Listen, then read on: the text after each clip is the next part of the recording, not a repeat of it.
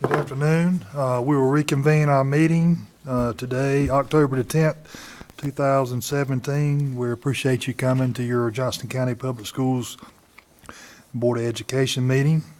We began our meeting at 8 o'clock this morning in a public open work session that was full of information, had all kinds of fun, learned a lot, and learned that we still got a lot to do. And it's a great meeting. I want to thank Dr. Renfro and the senior staff for facilitating that information. It was great information for us. So we've already determined a quorum, and the invocation has been, we have blessed a meeting by Dr. Peggy Smith and Butler with the Pledge of Allegiance. We participated also in closed session. So the next thing on the agenda is public comments, that we have none today. So our next item is approval of minutes from the September 12th, 2017 regular session minutes. You've received those minutes, and I entertain a motion. So moved. Motion by Todd Sutton, Second. second by Ronald Johnston. Any questions or changes you see needs to be made to the minutes? Not? All those in favor? Aye. All those opposed? Motion carries 7-0. Discussion and adjustment to the agenda. Dr. Renfro. Yes, sir, Mr. Chairman. I would ask the board to consider moving our special recognitions from its designated spot in the agenda up to spot number 5, because I think majority, all those people are here, and we can respect their time and go ahead and recognize them and allow them to leave and pursue other opportunities. And then based on our previous work today, add section number 9 regarding personnel. Okay. Any other adjustments?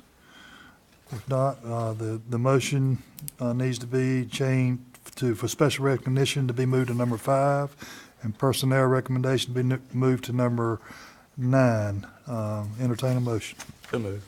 Motion by Butler Hall. Second. Second by Ronald Johnson. All those in favor? Aye. All those opposed? Motion carries 7-0. With that being said, Ms. Roberts.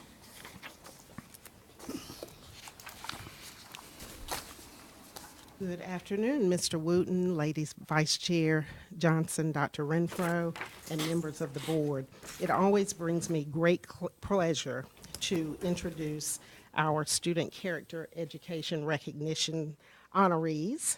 And as they file through, I'll share with you that our character education trait for October is perseverance, which means working hard and not giving up, which is a wonderful trait to have. And the schools, the students hail from these schools: North Johnston Middle School, Polenta Elementary School, Powhatan Elementary School, Princeton Elementary School, that's what happens when you read everything, and Princeton Middle High. Ms. So- Roberts, could I also, Yes. before we get started into this, make sure the parents know that Yes, sir. I please did come share. behind the Board of Education to take your pictures so you can get in front. And this boardroom is your boardroom, so feel free to walk around anywhere you want to. Absolutely. Thank you, Ms. Roberts.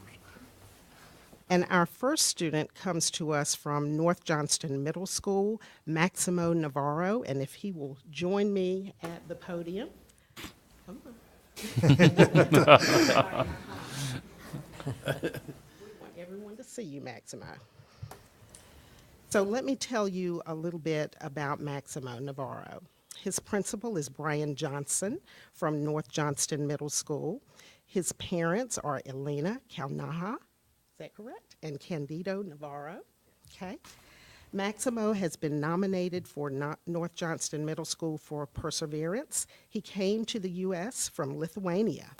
In the time that he has been in the United States, he has worked very hard to learn English. His refusal to stop learning and improve his understanding of the language has caused him to be successful in academics, make friends, and even participate in sports at North Johnston Middle School. He has a positive attitude and always strives to do his best. He is a great role model for other students and is always willing to lend a helping hand with other students learning English. Maximo embodies what it truly means to persevere. Ladies and gentlemen, I introduce you to Maximo Navarro. And if you'll start with a warm welcome.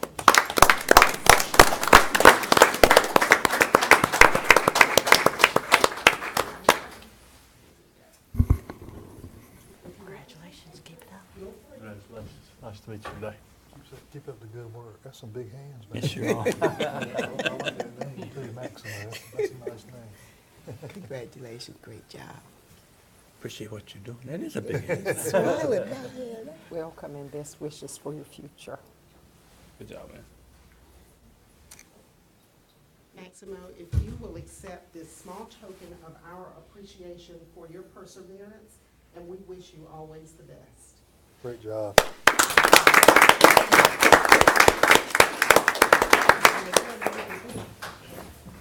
Where's it supposed to go now? Tell him what he, He's done with his picture, so.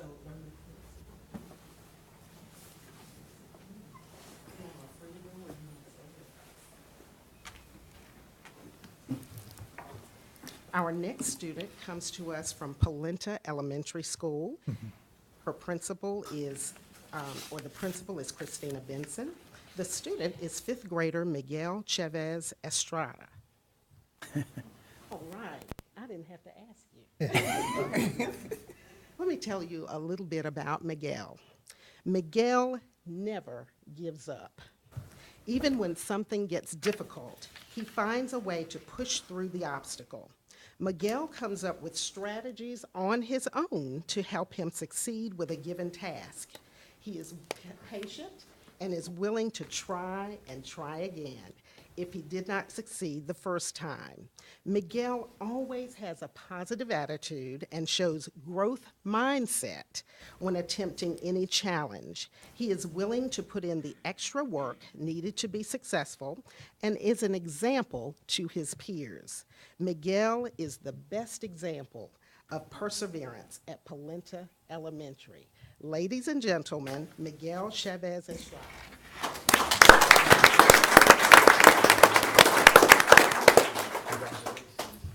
Good job, keep it up. Good job, Miguel. Thank you for all you do. Good job, Dave. Keep up the good work.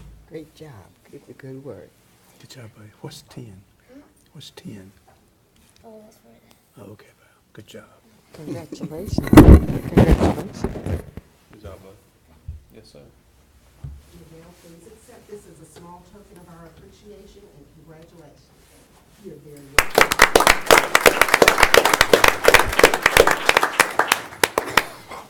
Our next student is Aiden Stevenson, a fourth grade student at Powhatan Elementary School. His principal is Dan Kerwin, and with him today is Assistant Principal Julie Johnston. Parents are Amber Stevenson. Aiden, if you'll join me at the podium. Can't leave you down there. How are you today? Good. Aiden is an amazingly hardworking young man. He is a role model for others because of his perseverance in all areas, and that's in all caps here. Aiden can always be counted on to do his very best and is responsible for completing work, even those assignments given when he is out of class. Even throughout his own personal academic challenges, Aiden rises above his classmates to achieve incredible academic success. Aiden is a compassionate friend, helping others who may be struggling with social or academic issues, and encourages them to keep trying. He is an exceptional person, and Powhatan is proud for Aiden to represent the Lion Pride. Ladies and gentlemen, Aiden Stevenson. Congratulations. Thank you for what you do for us. Thank you for what you do. Hey, great job, man. Thank you for all you do. Good job, Dave. Proud of you. Great job. Keep the good work. Congratulations, buddy. Good job. Congratulations, Avery. Best wishes for your future. Good job, buddy. Thank you. Aiden was kind of reading along with me, and he looked like, is that really me? It's really you, and we're so proud of you, Aiden. Congratulations.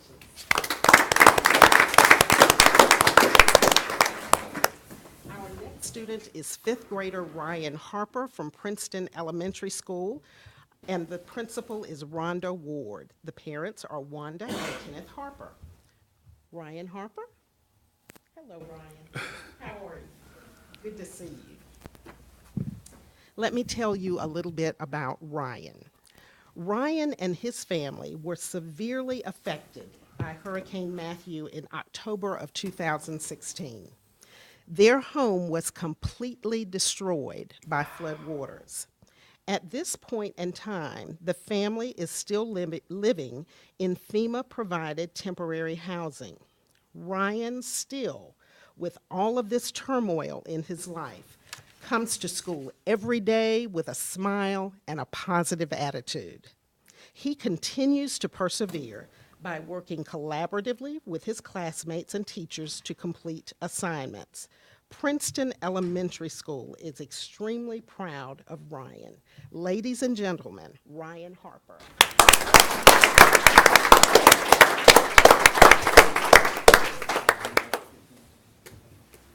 Brian, thank you. Hey, good job. Keep everybody straight over there. You're a great example, man. Proud of you. Good job. board Keep officer. the good work. Good job, Brian. Go, Betty. Congratulations and best wishes for your future. Good job, buddy. Stay tough. Ryan, congratulations. You are the epitome of perseverance. Amen.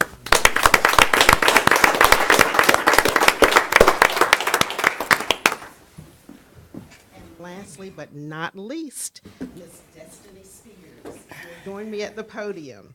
From Princeton Middle High School, her principal is Jarvis Ellis, and her parent is Charles Spears. So a little bit about Destiny. And she spells it very uniquely, Destany. Oh. Destiny gets along well with her peers and is always going above and beyond to get things done in the classroom. Yes, this is you. Destiny sets goals for herself and works hard to reach those goals. Faced with challenging situations at home and or at school, Destiny always maintains a positive attitude.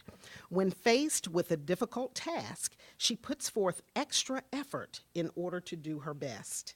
Destiny is quick to volunteer when she sees a classmate or a teacher in need. All of her teachers at Princeton agree that she is a great example of perseverance and is very deserving of this honor. Ladies and gentlemen, Destiny Spears.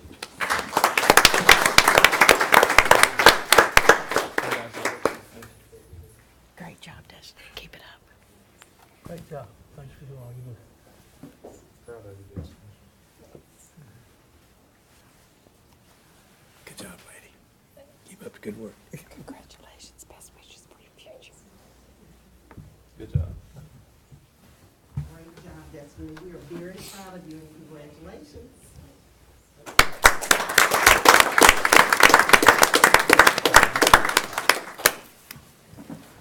And now, Brian Vetrano will bring you our Employees of the Month. Thank you, Crystal. Always my pleasure to stand before you and recognize some of our wonderful employees. I would first like to bring forward Ms. Shirley Nixon. Ms. Nixon serves as an information technology specialist at West Campus. She was nominated by Mr. Dan Hicks. Mr. Hicks shared that Ms. Nixon comes to work each and every day with such a positive attitude. She's always willing to go beyond the call of duty to help.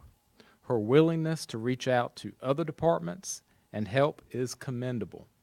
Her JOCO 2020 mindset makes her one of the best in the district. She truly models excellence in all that she does. We appreciate what you do for the public school system, and congratulations on being our Classified Employee of the Month.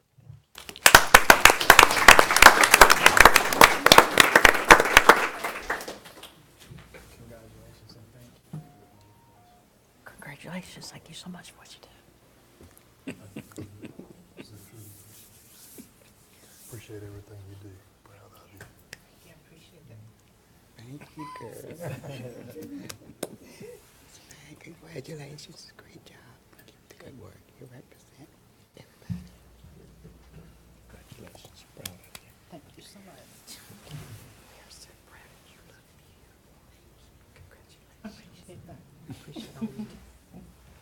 Thank you, man, for everything you do. Not quite done. I shared with you yesterday. I shared with you yesterday. Well, I shared with you yesterday you're gonna have to sing, but I won't say that. But I did share that we had a few other items, and we did a certificate, a keychain, and a gift card. Congratulations. We appreciate it.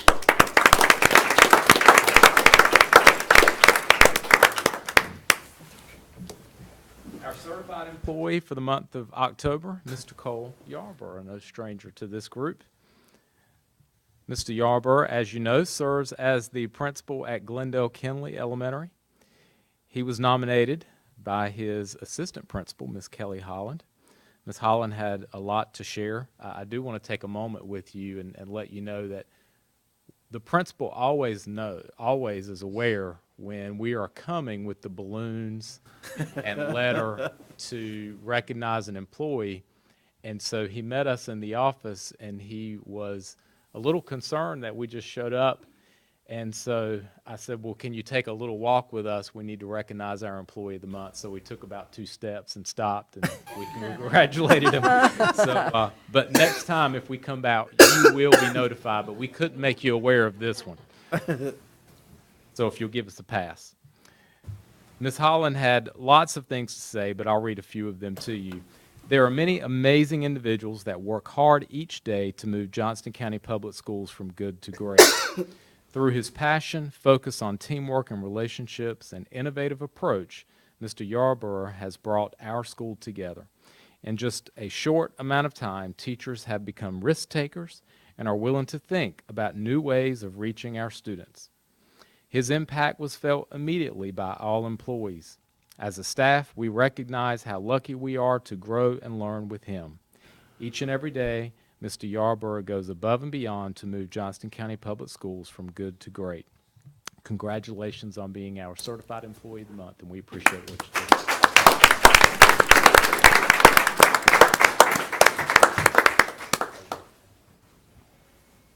Rock, thanks for what you do.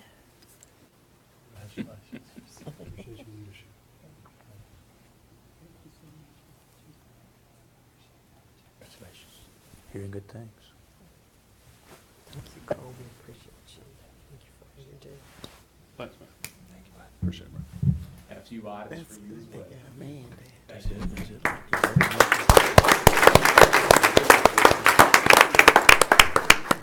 That's all, Mr. Chairman. Thank you. Thank you, Mr. Petrano.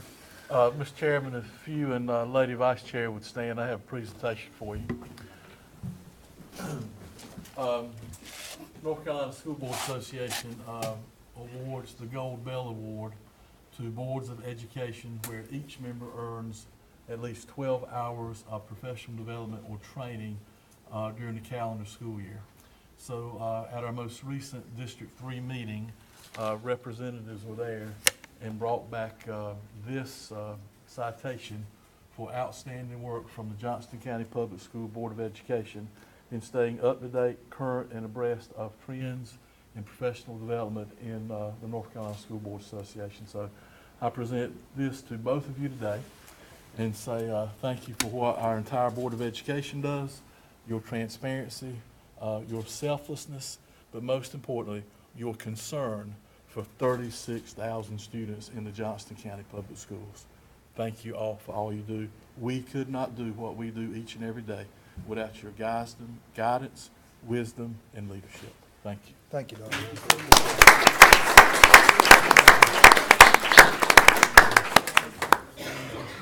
You also stand Lord from the have logo. mercy.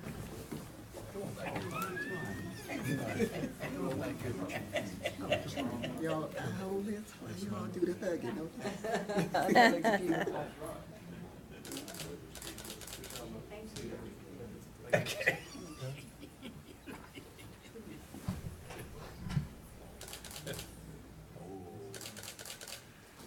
Thank you.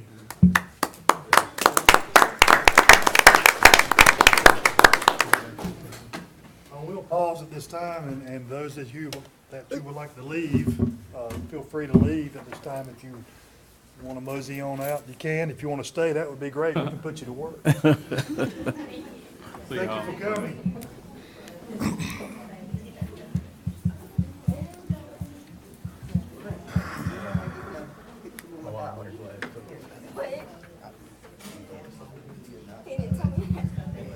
tell me this. This man mean to me. You didn't tell me this. You didn't tell me anything about this.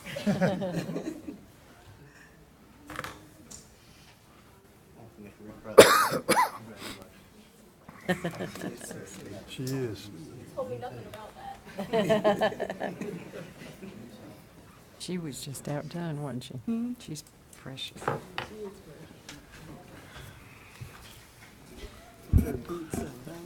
Mr. Chairman, just an indulgence. I taught Destiny's dad, Dean, many years ago at Princeton. And it goes back to what we talk about, relationships, and just what our teachers and adults do each and every day in forming those relationships. And, it'd choke you up because what you take for granted or forget is still at the forefront of folks' minds. And he reminded me today of something that I did to help him be successful as a teenager. And, he carries that with him every day. So never underestimate the ability to do good that we all have. Thank you, Dr. Renfro. We're going to move on to comments from the chairman and board members. I would like to say before the board members share some of the things they've done this month. I appreciate all of you. I mean, the Bell Award and everything that you do on your personal time to make this school system what it is, and Dr. Renfro, the leadership that you provide us and the information you give us so we can make practical decisions. But there's a lot of time you take away from your families to do and to serve Johnston County in this manner, and we got a great board. And we got a great school system, but I wanted to personally thank y'all for your personal time and commitment. And this is a working board, and they're out in the field and in the schools each and every day and each and every week, and I appreciate you. So with that being said, comments from board members. We'll start with Todd Sutton today. Well, I'm just going to start off and say it's an honor and a privilege to work for the Board of Education on part of the school system, and what a great leader Dr. Renfro is, and so it makes it easy and it's a fun job to be out in the trenches and understanding what goes on in the schools, and it makes it a lot easier. Many spirit nights have been going on. I've tried to make as many as I can. Fall Festival at West Smithfield Elementary was great. I went to the first club day that Mr. Yarborough had at Glendale Kinley Elementary, and the kids were very excited about the club day. South Smithfield Elementary, I ate with a class, and just it was an inclusion class, and it was just an awesome experience, just seeing these kids and just asking questions to them, what they liked about school. A lot of open houses, Johnston County Ed Foundation, CCP open house, and then went to a South Johnston FFA banquet. Then did 2 walk to schools. Lord, I need to walk to school after all these spirit nights that I've been to. But Riverwood Elementary and Micro Elementary walked to schools. They were fantastic. Had a great showing from the students and staff. But October is Principals Month, and I just want to take a moment to say thank you to each and every principal that has walked the schools and they just done a great job. We have a couple up here that are retired, and Dr. Renfro as well. Thank y'all for the leadership that y'all put in these schools and the relationships that you built with these students and teachers and just anybody that darkened the door, because just like we just heard, they go a long ways. And thank everyone that works for Johnston County Public Schools, because without you, we would not be the school system that we are today. And each and every one of you mean a very tremendous spot in Johnston County. So thank you all for what you do. Thank you, Mr. Sutton. Ms. Grant? Okay. I too appreciate the opportunity to serve on the board, and it makes it easy to get out in the evenings and attend some of these events. It's just a privilege to be out there. Anytime I need a dinner at a spirit night, I can always call Todd and get him to join me, so that's always been nice.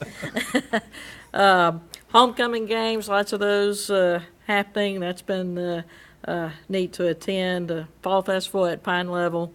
Did the walk to school also at Micro and Riverwood. Riverwood is kind of special for me because I got to walk with my middle grandchild that morning. We appreciate Chris back there. Is he still back there? He walked with us that morning, too. Yeah, there he is.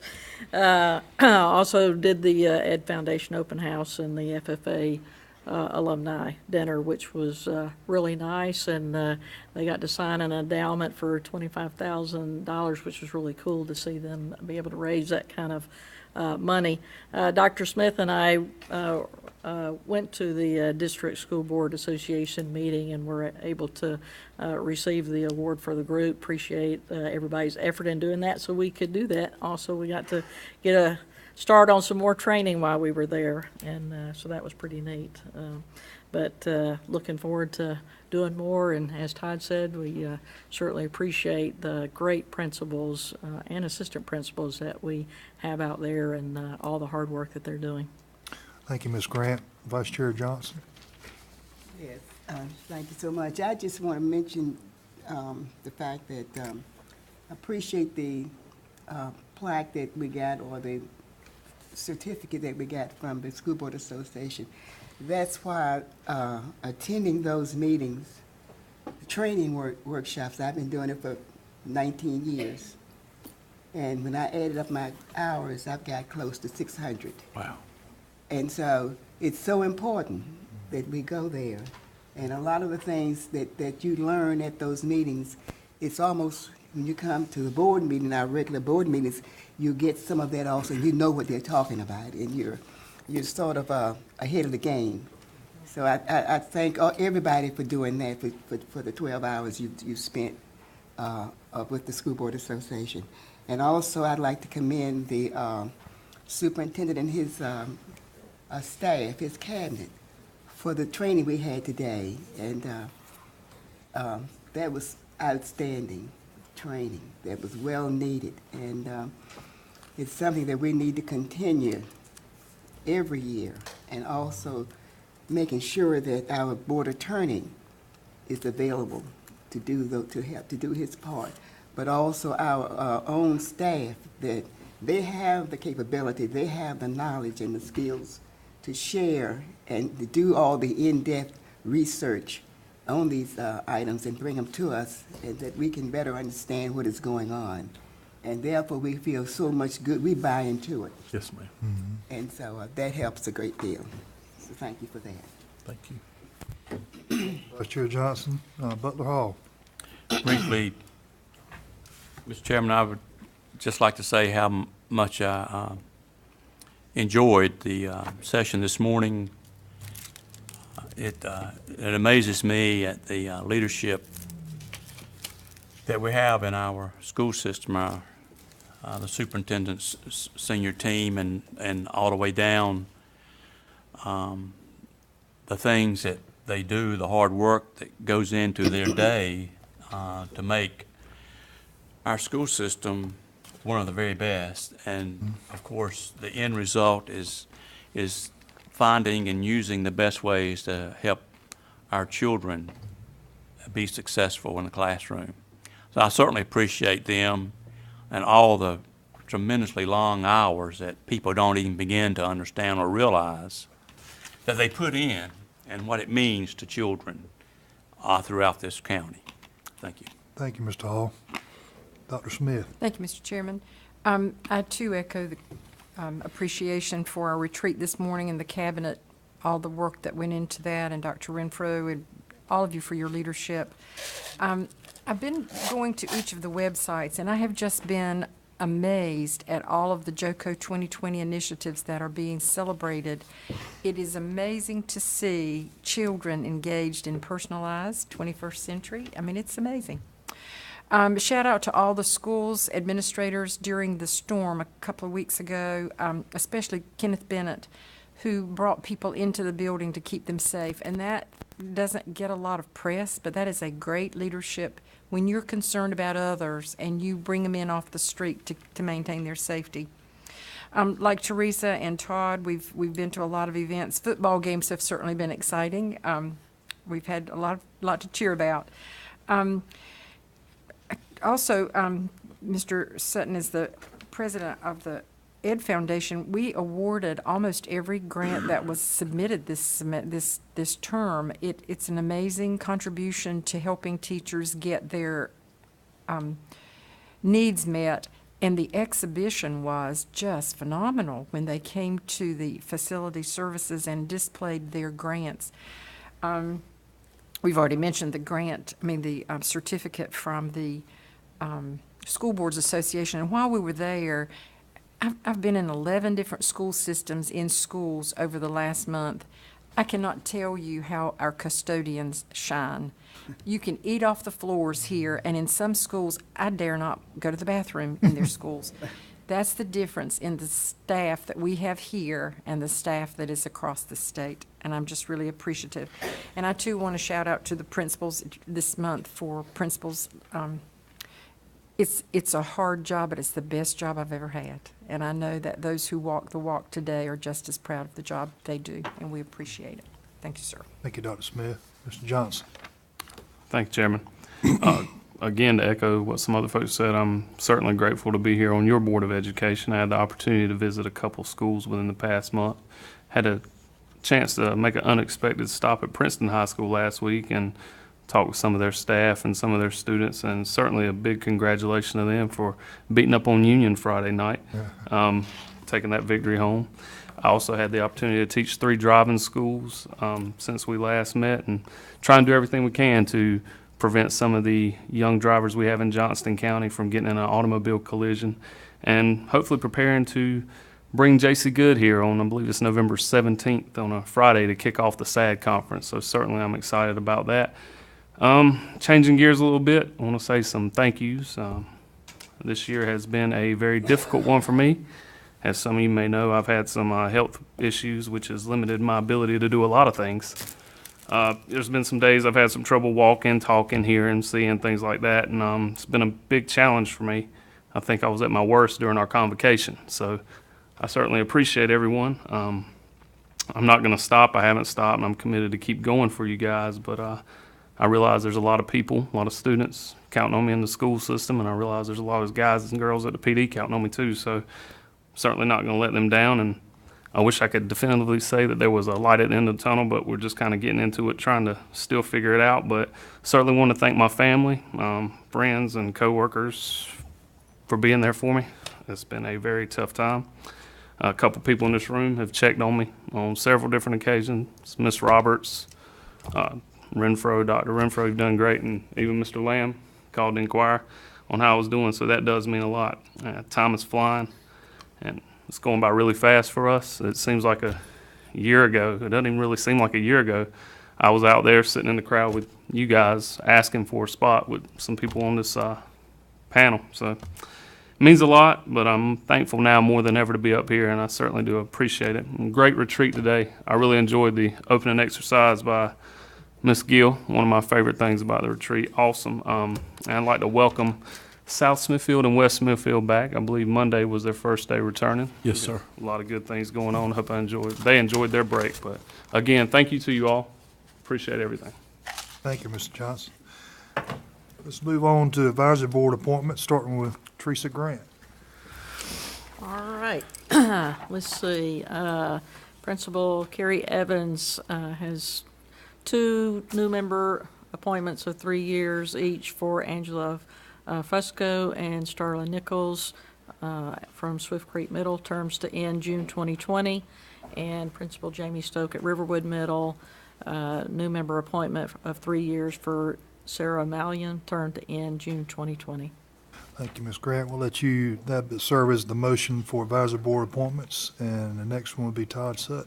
Principal Ben Williams at North Johnston High School has new member appointments of 3 years each for Melody Batten, Tremaine Hicks, and Catherine Matthews, terms to end in June 2020. Thank you, Mr. Sutton. We'll let that serve as the second for advisory board appointments. Butler Hall. Thank you, Mr. Chairman. Principal Laura Mackey at South Smithfield Elementary and her advisory council are asking for the appointment for 3 years, for Veronica Castro. This term will end in June 2020. Thank you, Mr. Hall. We have a first from Teresa Grant, second from Todd Sutton. All those in favor? Aye. All those opposed? Motion carries 7-0. Dr. Renfro. Mr. Chairman, at this time, I would ask that our board approve consent items 6A1A through 6A1J. You've had time to go through these consent items for several days now. Entertain a motion. So moved. Motion by Second. Todd Sutton, second by Buckner Hall. Any questions? No questions. All those in favor? Aye. All those opposed? Motion carries 7-0. Dr. Price.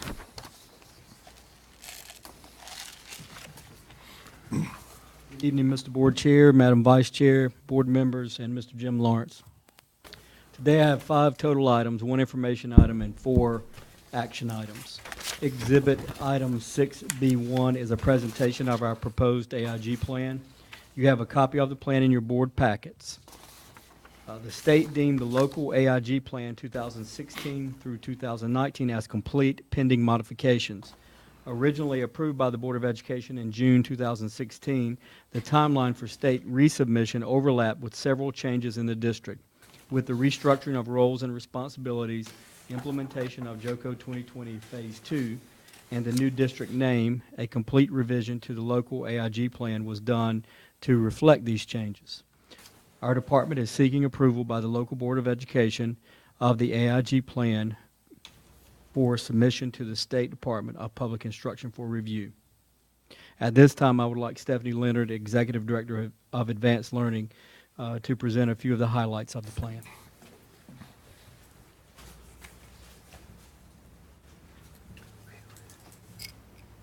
Good afternoon. Thank you. Good afternoon, Chairman Wooten, Vice Chair Johnston, distinguished members of the board, and Dr. Renfro. We appreciate your time today. I'm just going to highlight some of the things that you have already in your packet because we do have some changes due to JOCO 2020 and some realignment of personnel within our district. So you have the draft plan. We're not going to open that right now, but you can read that at your leisure. And the things that are changes there, these reflect some changes in roles and responsibilities for personnel across the district. And the service model. Our service model continues to remain the same in that our classroom teachers are our primary providers of AIG services within our district. Feedback, reflections, and responses. We actively seek feedback from all of our stakeholders to help realign AIG initiatives. So those are some documents that you can look at. We have a gifted leadership advisory team that meets. We just had a meeting recently where we reviewed the plan. Student identification. We continue to do student identification in much the same way as we have in the past. There's multiple areas of identification that you can see there. And we continue to use the COGAT test for 3rd graders as a comprehensive screener for all of our 3rd grade students. And we are also doing some things with our K-2 students to look at alternate ways to identify those highly gifted students at those grade levels. Then as far as differentiated curriculum and instruction, we continue to implement the PETS program in grades kindergarten through 3rd grade. Also, William and Mary investigations and CMP3 in math. Advanced content courses in middle school. We've had Math 1 in middle school for several years now, but this is the first year of English 1 in middle school. And again, multiple options for our high school students. And then personnel and professional development, we have a dedicated advanced learning director, which is Angela Beckton, that's here with us today. We have also a part-time advanced learning specialist, which is Mary Daughtry. She's also with us today. And again, as part of our service model, we make sure that our students are placed with trained AIG teachers. You can click on that link later, and it shows you the percentage of our students that are with trained AIG teachers. We strive for 100%, and for the most part, our district has done a really good job with that. Also, we have locally developed PD that bridges the gap between what used to be graduate courses, and now we are allowed to develop local PD to have our teachers certified and able to teach those AIG courses. Comprehensive programming.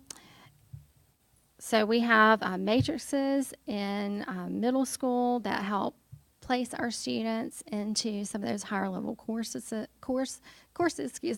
We continue to do that. More pathways for acceleration. The CDM is credit by demonstrated mastery.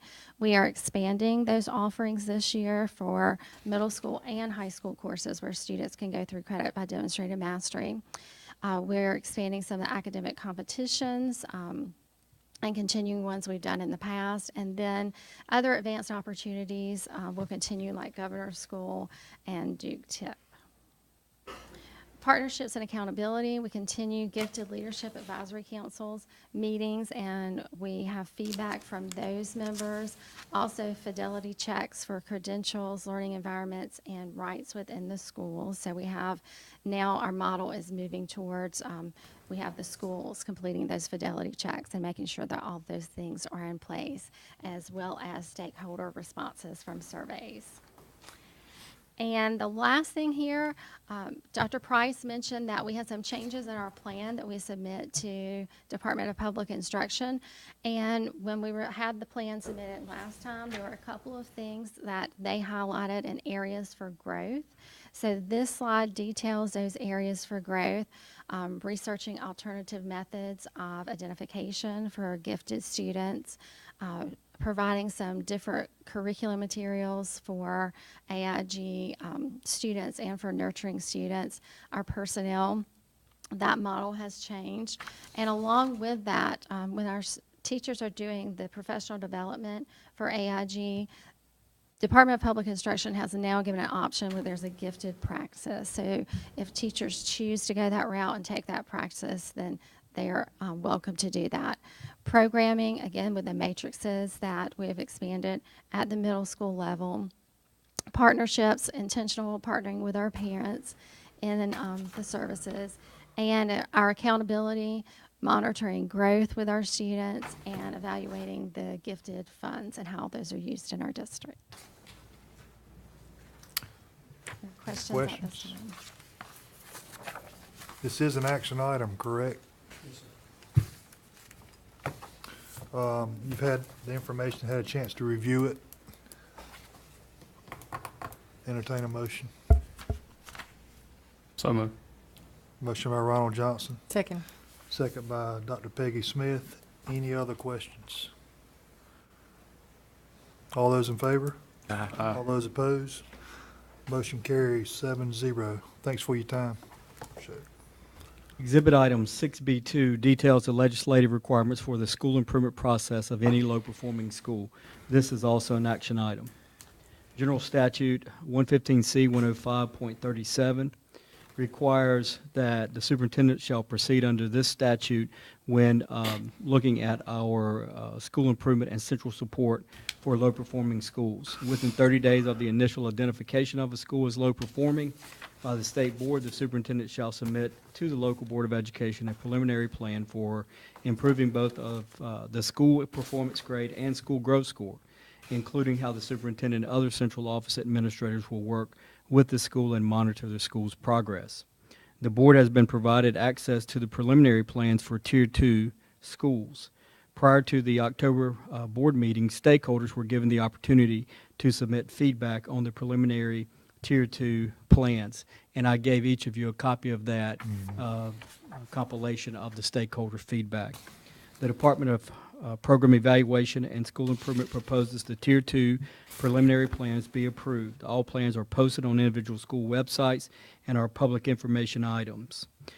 In the retreat, we discussed the support from the central office to those schools to support their plans.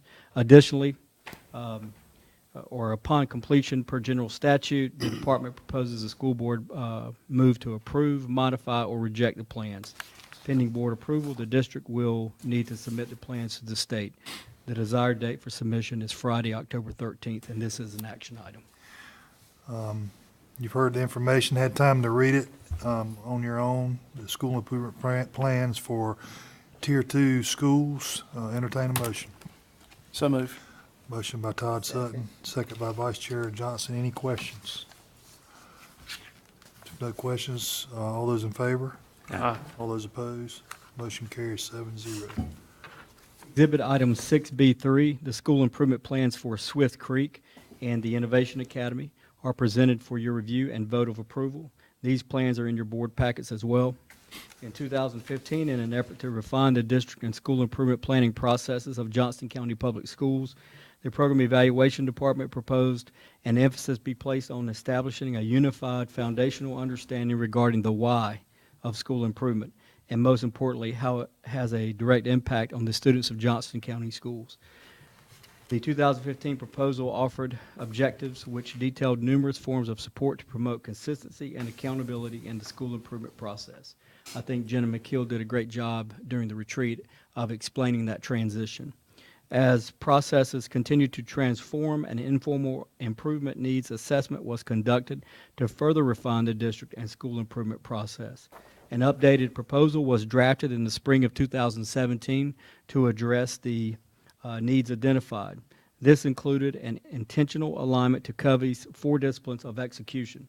School improvement plans will now consist of focused and concise goals, as well as formative lead measures of progress to be reviewed regularly throughout the year, creating a cadence of accountability toward improvement efforts and making the school improvement process a journey rather than a destination. The board has been provided access to the consolidated school improvement plans for these 2 schools.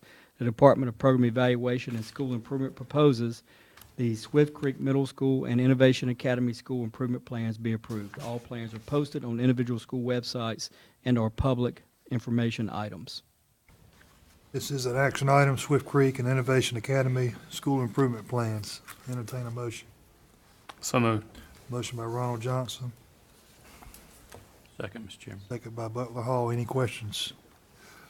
All those in favor? Aye. All those opposed? Motion carries 7-0. Exhibit item 6B4 is a presentation of the restart applications of the 4 eligible schools: West Smithfield Elementary, Benson Elementary, Benson Middle, and Selma Middle. General Statute 115C 105.37B, the State Board of Education is authorized to approve a local school board to request to reform any school in its district that has been identified as one of the continually low-performing schools in North Carolina.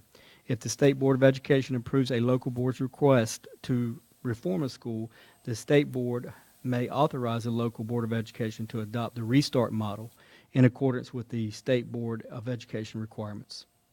The board is asked to vote to request that Benson Elementary, Benson Middle, Selma Middle, and West Smithfield Elementary receive flexibility under the state board policies that govern restart schools. At this time, I would like to ask our Innovation Officer, Brandon Garland, to come up to present the highlights of these plans. Chairman Wooten, Dr. Renfro, good afternoon. Distinguished members of the board.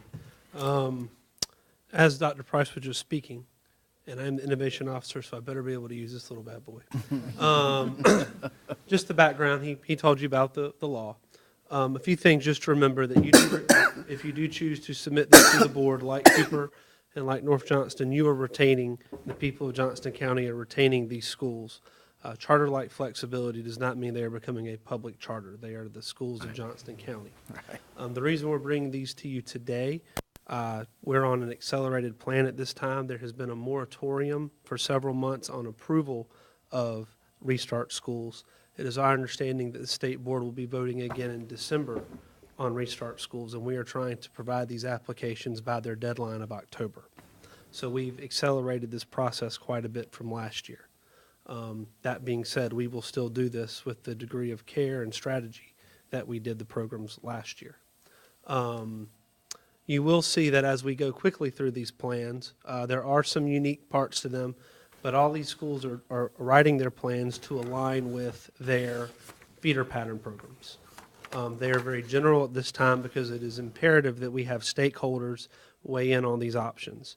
We talk about things like calendar, schedule, and those types of flexibilities. While we've talked about the general appeal in these plans, understand we're speaking in generalities because we've not had the opportunity yet until your approval to go and speak to all of our stakeholders about exactly what we'll be doing.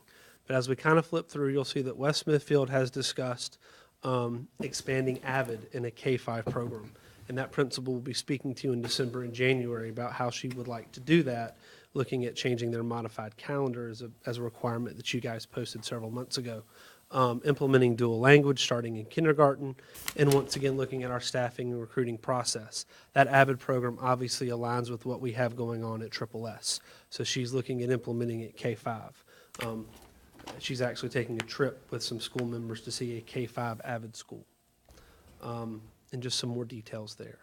Selma Middle School. Selma also is in that same feeder pattern, and what you'll see in their plan is they're looking to look at personalized learning, which we see going on obviously in all of our schools, but you'll also see targeting flexibility, hiring flexibility, and looking at expanding AVID and the dual language program. Coming up from Selma Elementary School, we know its levels of success. We've seen that data. Their plan is to continue that and look at the hiring flexibility and the PD flexibility to align with that. We know when you start a dual language program in a school, it requires a lot of professional development. When we move into the Benson area schools, what you're going to start seeing is STEAM and STEM, which is all a part of some of the things we have going on at South Johnston. So when we look at Benson Elementary, we do see Spanish professional development and conversational Spanish, and this is PD that would be very useful to the staff and to the community in the Benson area. You see relevance and hand-on experiences, and also you'll see the STEAM-based instruction and intentional scheduling to meet academic needs. Benson Elementary also is focusing on a literacy plan. Benson Elementary, as you know, did under our model of our 80-20 model, we know that they actually showed quite a bit of growth. What they're looking at is their literacy. They're being targeted by the state, by their model, by our Academy model, they were a B with growth. So what they're looking at is literacy and STEAM. And then when you move to Benson Middle, obviously those students will be going to Benson Middle, and we have more alignment. We see a Spanish program there, looking more at Spanish enhancement at this time at Benson Middle, flexibility in their staff development, and also you'll see that they're looking at the STEAM flexibility, and this is flowing into that South Johnston feeder pattern. So we see a continued innovation with our teams in aligning in feeder pattern so that students have a K-12 immersion experience in education. And all these schools, you're seeing a true focus on literacy.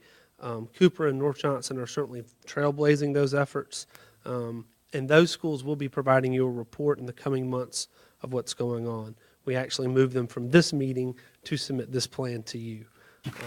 So at this time, if you have any questions, I'd be happy to speak on them on these individual schools.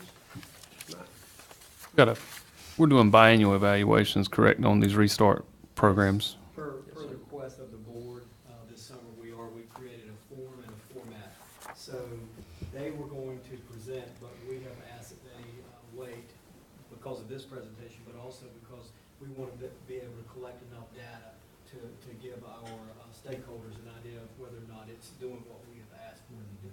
And when will we anticipate that report being completed? We'd like to wait to December because at that point in time we have enough, December, January, enough information. And then the second one would come in the spring. Okay. And would there be a qualitative aspect specifically speaking to measuring what our teachers feel about what's working, what's not working? Their perception's a big deal. You know, We will have to create a qualitative perception survey, but that definitely is on the table.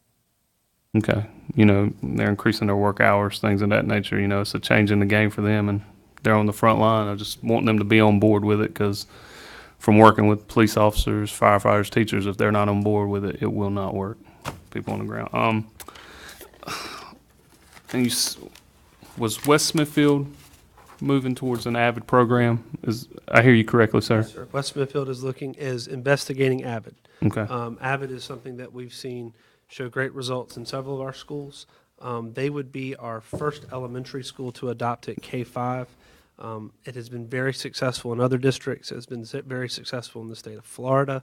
It's very targeted. It's very research, professional development, and we're investigating it at this time. I've never heard of a Avid program in elementary school. It sounds good. I like it. And Triple S, correct me if I'm wrong, is that the only Avid high school left in the county? Yep. That is correct. Okay, so would that work into the feeder pattern with Selma Middle? Do they have your Avid? Selma Middle does have Avid. Okay, And while Smithfield Middle is not a restart school, right. their principal is Sure. investigating Avid. In fact, we're looking at if this is approved and we're able to bring Avid in as we think, the principal at Smithfield Middle is trying to coordinate a professional development for both these schools at the same time. So you would see the staff having the professional development, but the two staffs joining at times having crossover professional development. So we are looking at Right. a true K-12 alignment of Avid in the district. Now, this is also on the Avid timeframe and the Avid plan, those that run Avid. But this is the plan that we've submitted through them. They're providing feedback from us, and they say this is very feasible. And with this loosening of the restrictions, I know that's somewhat of what Restart is about. Will teachers have to reapply essentially and re-interview for their jobs, or they're just pretty much? Depends on the model that each school elects to adopt. Okay. If you remember, North Johnston did embrace that component, however, Cooper did not, correct? They had conversations. I'm not sure it was to the degree that North Johnston Middle did, but they did have conversations about the new identity and theme, whether or not an open conversation, if someone was on board with that new method. Sure. Thank you, Dr. Price. Mr. Garland, thank you. I'd just like to make a comment about North Johnston Middle. I've got two-thirds of my household goes there, or half of my household, counting my son. He's graduated, so I don't. He's not in the school system anymore. But from a teacher standpoint, most engaged. I've seen my wife in a long time. What the Restart program they're doing over there, they're making changes as they go. What doesn't work, what works well, and they're making those changes on the go with the teachers so that they can get the best out of the day. From a student standpoint, same thing. My daughter loves going to school now. Used to think, well, it was just focused on, sitting there doing, they're innovative, they're hands-on, they're doing different things, the clubs that they've got going on, they look forward to the day, whereas it was just, hey, we've got to go from 7:30 to 3 to get through so we can do extracurricular activities. From that point of view, from what I've seen from now, that I think we're going to get great results from that. I'm sure Cooper's getting the same thing, but I've got people that's got the fingers on the pulse coming home every day giving me updates. So North Johnston Middle seems like it's doing very well from what I'm hearing. I will say that NC State has taken two cohorts to visit both Cooper and North Johnston Middle for innovative practices. That was in the last 2 or 3 weeks. My son goes to Cooper, so I have skin in the game there, and I can tell you that. I enjoy dropping him off every day in his blue shirt and khaki shorts. Yeah. And my wife enjoys that as well, too. Yeah. And he's coming home excited and receiving his dojos from this month's class, and it has been a breath of fresh air in our household as well. So I'm glad it's going on in both sites. Yeah, me too. On a very qualitative basis, of course, at this time, and anecdotal, but it is nice that it is going on. Thank you, Mr. Garland, Mr. Price. This is an action item, and I'm excited to bring it to the board.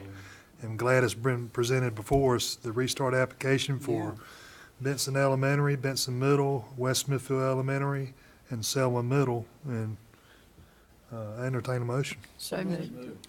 Okay. Vice Chair Dorothy made the motion. Who wants to take, okay, Teresa Grant takes second. Any other questions? I think you can tell by the motions that this is going to be a great thing. I mean, it's really meeting students where they are and making education fun, and it should be fun. Goes back to that video you showed, Dr. Price. I mean, we don't do things like we always used to do them.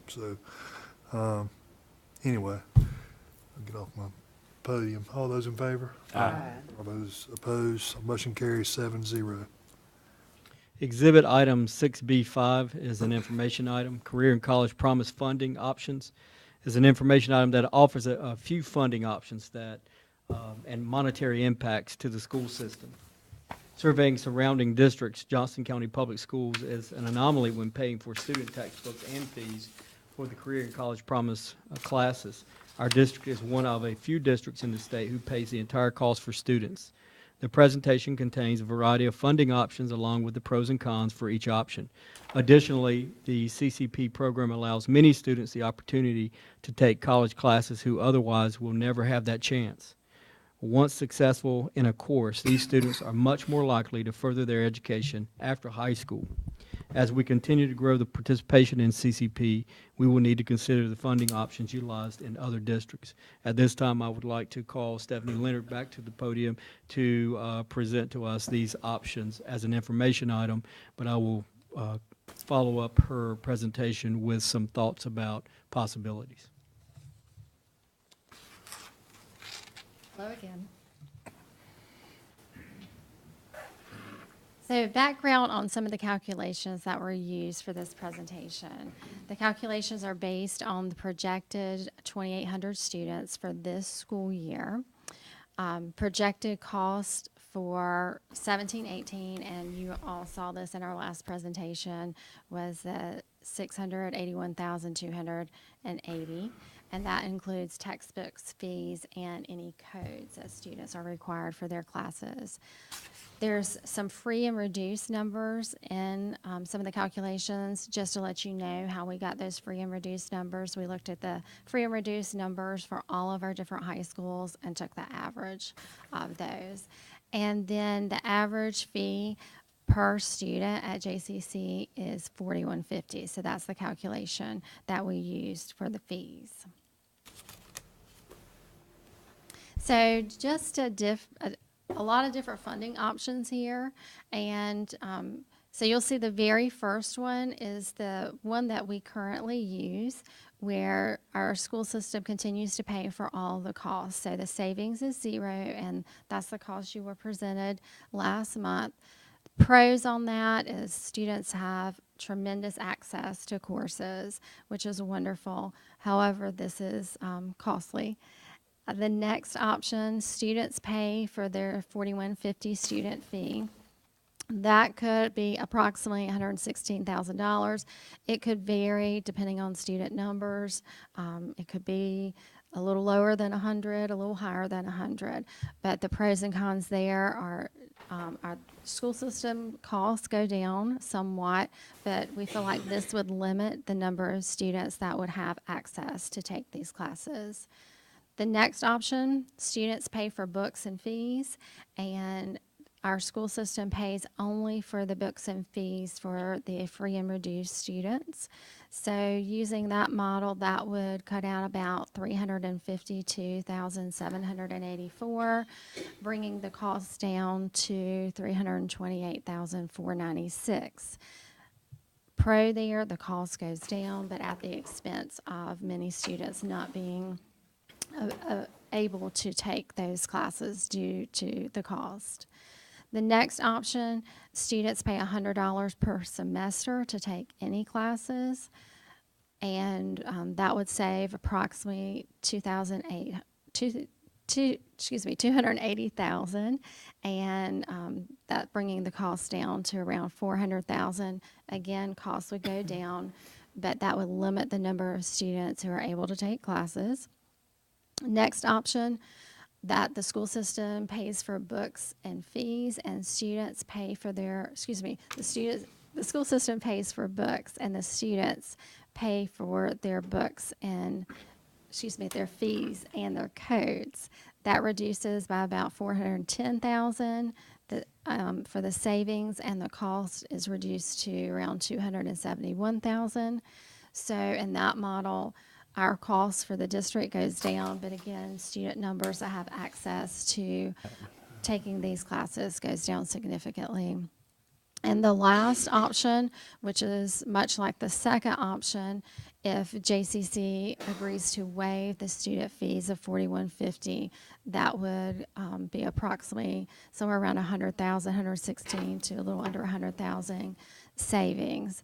Again, all students would have access to the courses, but that would lower the cost for our school system.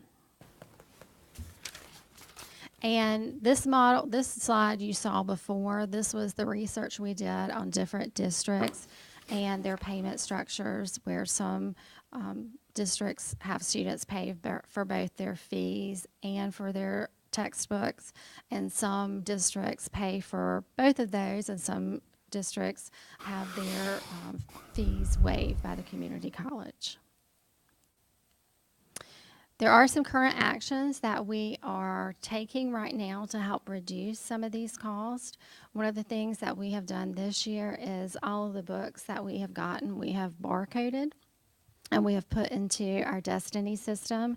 So therefore, we have better tracking of our books and hopefully less loss of books. We had a situation recently where a book was found somewhere on JCC's campus, and in the past, we wouldn't know whose that book belonged to. And someone brought that book to our office. We were able to scan it, find out exactly who that belonged to, and so that saved that student having to purchase that book at the end of the semester. Also, we are doing competitive pricing and shopping multiple vendors. We have gotten prices from the bookstore at JCC, from McGraw-Hill, and from Pearson. So we're looking at finding those best options to help reduce costs as well. Questions? Any questions? Just a comment. At the open house at JCC, they were showing us their book room. One biology book is $400, and I think the state gives the system $280 per student. Dr. Renfro, is that Yes, about in ma'am. the ballpark? One book versus in elementary, you have to buy 7 or 8. That's just one book. Right. Amazing. Right. The cost of books for higher ed are Yeah, it's crazy. And I think that per student textbook fee now has been dropped to $14.61 per student, times 36,000. And that would be the state allocation for textbooks after discussion. So it's less than that. It's even less than I thought then. Shrinking it That's even all more. Wow. textbooks. That's also any adoption of any textbooks for the high school, middle, and elementary student, as well as, CCP, early college, middle college. There's one thing I did want to add about the textbook cost. As we shop competitively, in the past, we've had to pay the higher ed cost, but since we are a K-12 entity, some of those companies like Pearson and McGraw-Hill will give us the K-12 cost for those books instead of the higher ed cost. It's the same book though, right? Isn't that funny? I do feel that we can do some competitive shopping. And Ms. Leonard has really invested herself in trying to find a way to save money on the textbooks. I'd like to propose that we, as this is an information item, we table this conversation to give us some opportunity to further communicate with JCC about the fees, because I know earlier there was a concern that maybe it was somewhere between 41,000, but that's per semester. And so we're looking at about $100,000 there. And I know that that doesn't seem to be a great amount, but what we're trying to do is find ways to continue what we're doing in growing this program, because we all know that the dividends for this community and this district are great if we keep kids taking college courses. So we want to continue to grow this. So I'd like for you guys to take a look at these options and to maybe have some conversations around the possibility of fees. Dr. Price, when would this need to be an action item as we plan for next year in budget? Do we need to make a decision in January, February? I would say in January, we would need to have a decision, because at that point in time, you would need to announce to any students who are planning to take courses if there's a sudden change. And what I would ask Dr. Price, Ms. Leonard, and team to do is come back to us again in November and December with updates, and so that we can have discussion, so that when the time gets here to make that decision, we all feel good about the decision that we have to make. Thank you.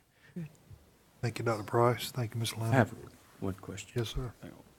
In the previous slide, talked about comparison of districts as far as numbers of students, Yes, sir. and it has Johnston at 1,576. That's a different number than what we saw this morning, isn't it? So the number this morning was for semester. So what That's Dr. not- Johnston was talking about is 413, but I forwarded an email that shows there was a little bit of a snafu on the part of registering the students, and 400 students were, roughly 400 were registered incorrectly. So if we're around 800, Yeah. and that's by semester, then we're looking at that I number. think it was Okay. closer to 1,000 more than it was 400. Yeah. Okay. Thank you. And I do have a question. Yeah. Based on the Go to sleep, don't you? spreadsheet that we saw before, the comparison of district, the potential cost reductions that you guys had looked at, that one, in your initial looking into this, what is it, do you feel confident? Do you feel like we could work with JCC on reducing that student fee of $41.50, if not eliminating it completely? Because I think that would be I think that's going to take some time to sit down over a couple of months and communicate, because, they have a budget as well that they're counting on some funding. So I do believe it's going to take us at the table. So I'm not confident, because we haven't had those types of conversations yet. All right. But they have to be had. Dr. Price, Yes, sir. in regards to the books that we're shopping around, I know it's hard to put a number on the savings, but from a K-12 entity versus the higher ed, how much is the difference in the price of that book? It depends. I have a spreadsheet that I'll be happy to share with you all. It has all of the books that we currently buy, and it has the price from the bookstore, McGraw-Hill, and Pearson. Some of them are half the price. Wow. Depending on the book. Wow. Some of them are the same price. So, But I'll be happy to share that. sounds like it'd be a pretty decent savings in itself. With that comes some additional, I think that we would need to present to you the issues that may come with that, because the public relations, the returns, having a one-stop shop and having someone that you get the books to timely. I know that Dr. Smith can attest to that in regards to that, the college world, and making sure that kids have books and they're not frustrated and waiting. And so that has been a good situation, but we're at a point where we need to venture out. But we may have some, if we go that route, we may have some wrinkles along the way that we get accustomed to. Thank you, Dr. Price. Thank you very much. Ms. Gill.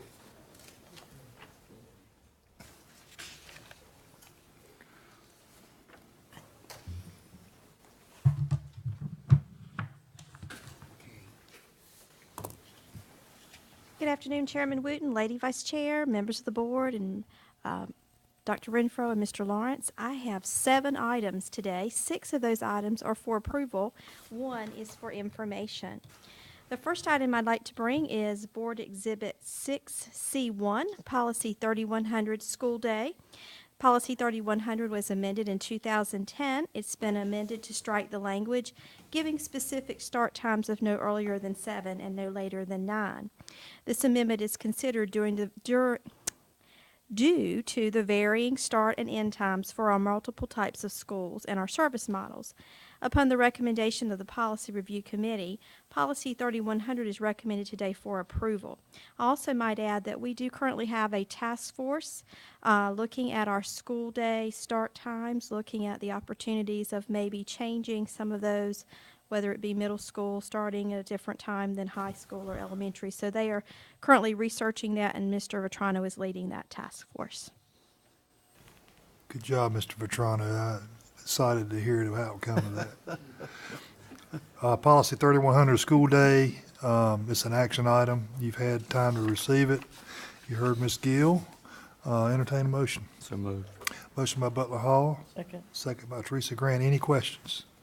All those in favor say aye. Aye. All those opposed, motion carries 7-0. Thank you. Board Exhibit 6C2 is the next item. It's Policy 3435, Student Promotion and Accountability. Policy 3435 was amended in November of 2016, and it's amended to strike the wording, "In addition to student performance in the classroom, high school course credit is affected by attendance. The state no longer requires seat time attendance for the course credit." Policy 3435 is recommended for approval by the Policy Review Committee and the Academic Innovation Department. It's recommended today for approval. Policy 3435, Student Promotion and Accountability. Entertain a motion. Motion to Motion by Vice Chair Johnston, second by Ronald Johnston. Any questions? All those in favor? Aye. All those opposed? Motion carries 7-0. The next item is Board Exhibit 6C3, Policy 4100, Request for Reassignment. Policy 4100 was amended in March of 2017. The policy has been amended to add a reason for reassignment, the application to an innovative learning environment. Regulation Code 4100 has also been amended to provide guidance regarding athletics and those students involved in choice hubs. Upon the recommendation of Policy Review Committee, Policy 4100 is recommended today for approval. Policy 4100, Request for Reassignment. Entertain a motion. So moved. Motion by Dr. Smith, second by Teresa Grant. Any questions? All those in favor? Aye. All those opposed? Motion carries 7-0. The next item is Board Exhibit 6C4, Policy 3450, Graduation Requirements. Policy 3450 was amended in February of 2016. Section 4 of the policy has been amended to strike second semester and to allow students to graduate when the courses for graduation are attained. Upon the recommendation of the Policy Review Committee and the Department of Academic Innovation, Policy 3450 is recommended with the proposed amendments for approval today. Policy 3450, Graduation Requirements. Entertain a motion. Motion. Motion by Ronald Johnson, second by Vice Chair Johnson. Any questions? All those in favor? Aye. All those opposed? Motion carries 7-0. The next item is Board Exhibit 6C5, Policy 4200, Code of Student Conduct. An amendment to Policy 4200 is needed to add language regarding the assignments of students to a Choice Academy Hub or other alternative environment. This revision will ensure the policy is current in relation to the opening of our Choice Hubs at several of our district sites. Upon the recommendation of the Policy Review Committee, Policy 4200 is presented today for approval. Policy 4200, Student Code of Conduct. Entertain a motion. So moved. Motion by Vice Chair Johnson, Second. second by Teresa Grant. Any questions? All those in favor? Aye. All those opposed? Motion carries 7-0. The next item is Board Exhibit 6C6, a facilities update, and this is presented as information today. Construction continues on our projects utilizing the $30 million funded by the Local Government Commission. The projects are moving according to schedule, and the following video will detail some of the progress to date.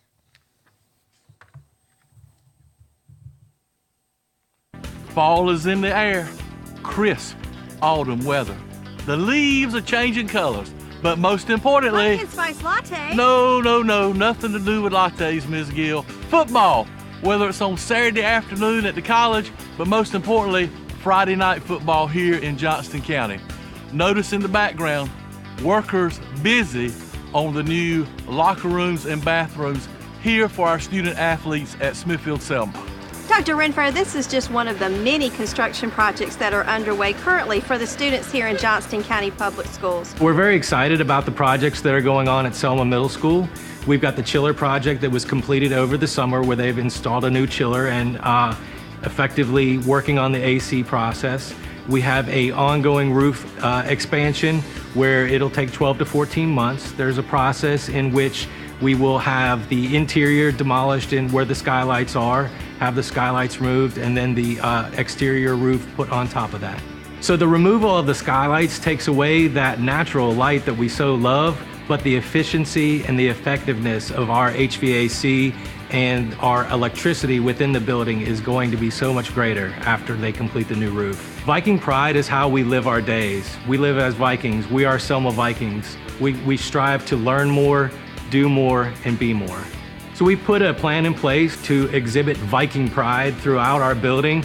We want our community and our students and our staff to all exhibit Viking pride, and we feel that the new roof will provide that opportunity for us. We've had a lot of positive comments from students and the community, both on the trees and the transformation around the building and the roof process. At Selma Middle School, we would love to thank Dr. Renfro, the school board, and the county commissioners providing this opportunity for us to enjoy this new roof and the transformation to our building, which will provide a transformation for our students in their learning. Here at Clayton Middle, we are getting a new roof. We have lots of skylights and a roof that leaks.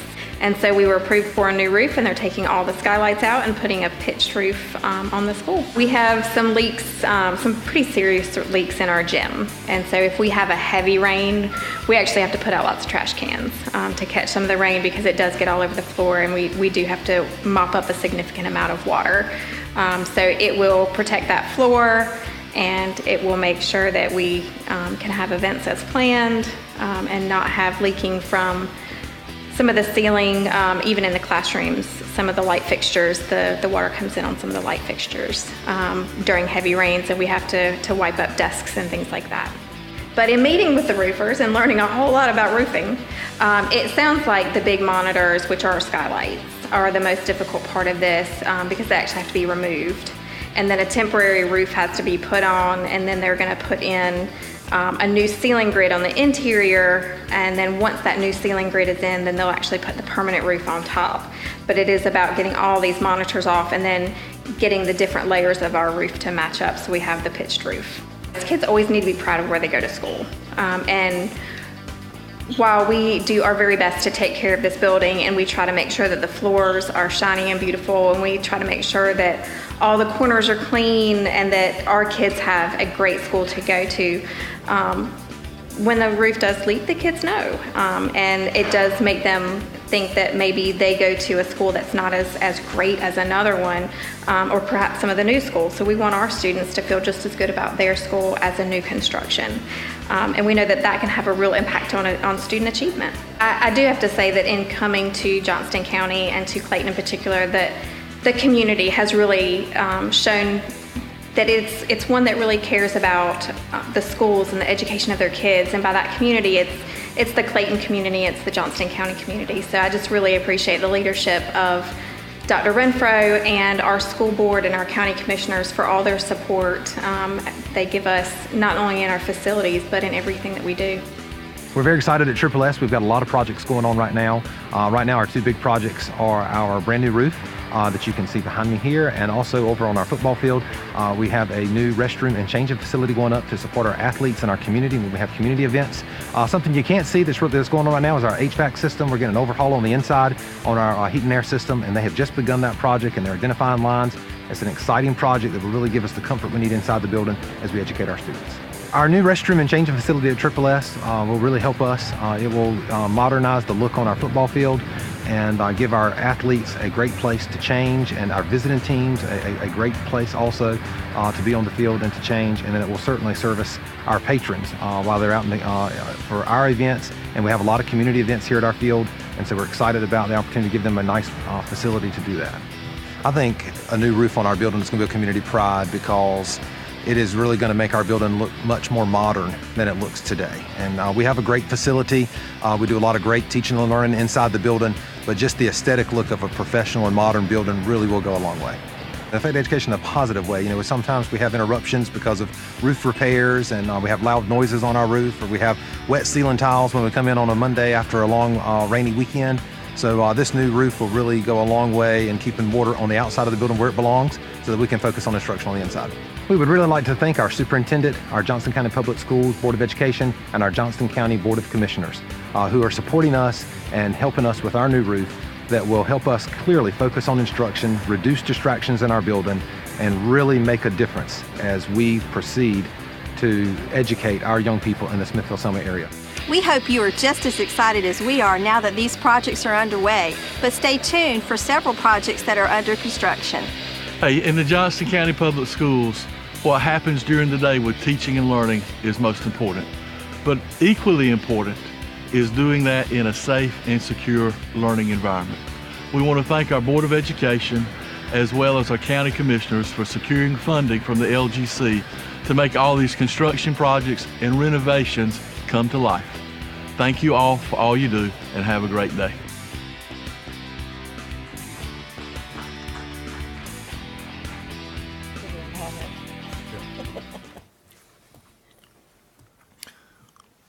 All right. That was really fun to watch myself on that. Really. Glad I had some great acting skills with Dr. Renfro. He always does such a great job. Missed this calling. All right, my final item is Board Exhibit 6C7, authorization for a surplus sale. Whenever furniture or equipment has reached its usefulness to the school system, whether through age or disrepair, it is placed in storage waiting to be declared as surplus. At that time, an advertisement announcing the date and time of the sale would be placed in the local newspaper with a listing of the items available, and that list is attached in your packet. As outlined in Chapter 160A, Article 12 of North Carolina General Statutes and Policy 6200, Disposition of School Property, the Board of Education must declare surplus any property that is no longer necessary or desirable for school use. It is the recommendation of the staff that the Board declare the items listed on the attached sheet as surplus and authorize a sale by the Facility Services team. This item is recommended for approval, and I would like to share with you that the proposed date that we have for that would be November 1 would be a viewing date for the items. November 2nd is the proposed sale date, and November 3rd would be the pickup date for those items. And it's presented today for approval. Declaration of surplus sale. This is an action item. Entertain a motion. So moved. Motion by Butler Hall, Second. second by Todd Sutton. Any questions? All those in favor? Aye. All those opposed? Motion carries 7-0. Thank you, Ms. Gill. You are welcome. Ms. Roberts.